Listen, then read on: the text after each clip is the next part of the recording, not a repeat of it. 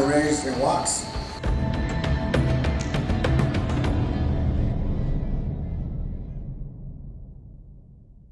What sort of crimes did you commit as a gang member?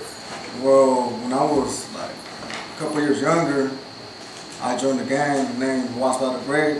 When I was, honestly, I started kicking it with them when I was 11. Well, all my life because of my uncle. But I started like kicking it, going with them since I was like 11. And by the age of 12, well, I got my first quarter in 13 seconds. So how did you join the gang? I joined the gang by getting beat up 13 seconds, fighting back. That shows how tough you are. If you could handle the 13 seconds. How many people were involved in that? Like about five.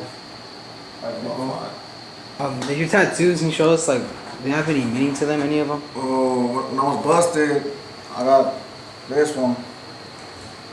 This Watts, the Mine 13, which means you're with the business. You put in work. And this one is my mom's date of birth, 12/25. Make every moment count, a rose, her name, and this is my time I did. It's going down. And I got these.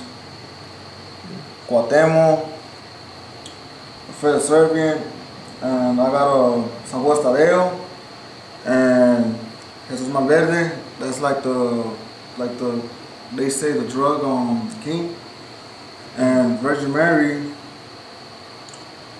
and yeah, and I got this scar because every time I'll fight, I'll like break a jaw or a couple of like teeth, and Southside residence, and I got this one right here, Los Angeles, and that's pretty much it. I got some on my feet, my legs.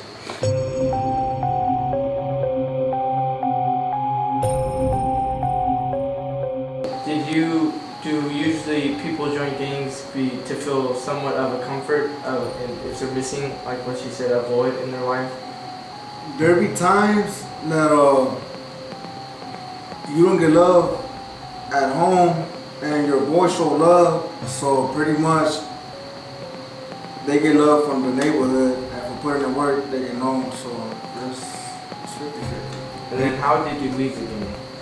Well, my uncle's like, he's like a top dog.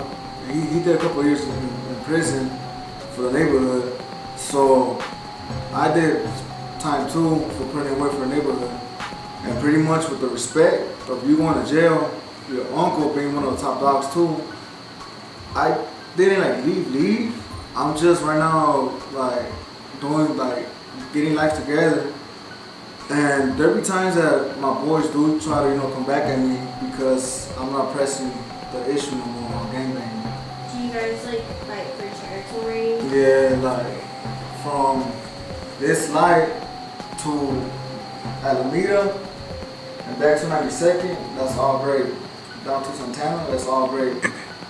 From this light over here, we got the Bloods, we got the Village Boys, we got the KMTs, we got the Minor Mafias, and the Bonnie and the Watts.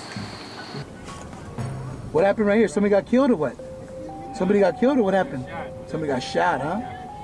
Wow. Like, what should the community do in order to, like, prevent, like, more gang acts to come?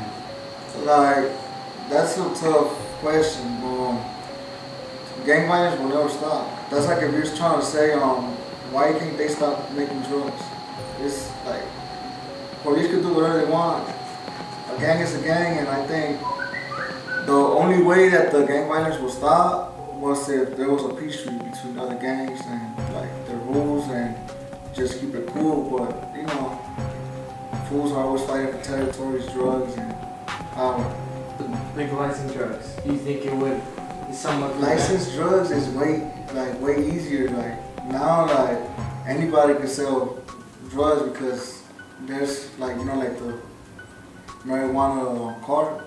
Now I think that the law made it easier for fools from gangs to make money decent or some way decent, because with the license, police can't do nothing to you. But if they catch you selling, you're going to jail.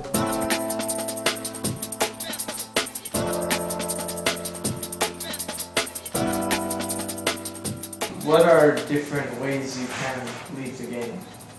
Like, Leaving the gang what is you would have to do. being locked up in jail for death row, like a couple of years. But to leave a gang, you can't. Like you can't leave a gang. Only if you're like the top dog that make the gang, you'll probably be able to have another fool like step up, but you can't. Be welcomed into their home. Half of me is dry. If given the chance, would you change any decisions you've made in the past? Honestly, yeah. I'll go to school, graduate, get my diploma, and some of my tattoos, I'll like take them off. Drain out my body's power.